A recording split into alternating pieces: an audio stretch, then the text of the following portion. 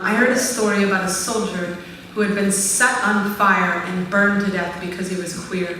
And that is one of those stories that you hear and you know you're never going to get it out of your body for the rest of your life. And we shouldn't be allowed to get those things out of our bodies. Because getting those things out is just like,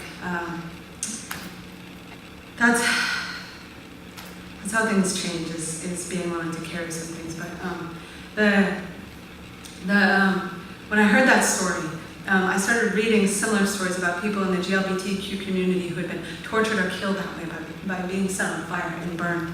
And I kept thinking about everyone who had died that way and what they might say from where they are now.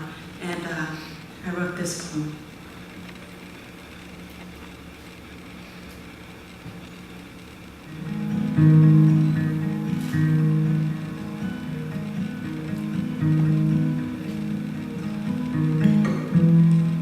The night I was torn from the pages of their Bible and burned alive.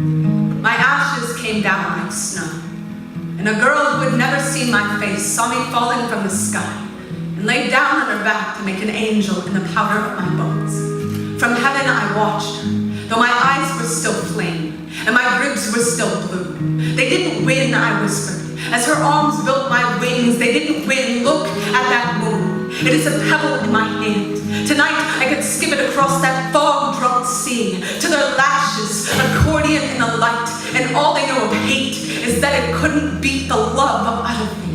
That when they brought me to the grave, I fell like a bucket into a well and came up full, carving my lover's name into the skin of a weeping willow that had spent its entire life laughing at the rain. Hold me like a lantern, staircase my spine. When they bring their children to my funeral to scream faggot at my dust, tell them I was born into this casket, but I wouldn't pull the splinters from my heart any more than Christ would pull the thorns from his crimson head. They can come 1,000 times with their burning match and their gasoline, with their hungry laws and their empty mouths full of prayers to that God who greeted me at his gates with his throat full of trumpets and his tears full of shame as his trembling palms collected the cinder of his children's crime. I know what holy is. I know the soul is shaped like a bowl. I know the lies we try to fill it with and we spill too often the orchards inside.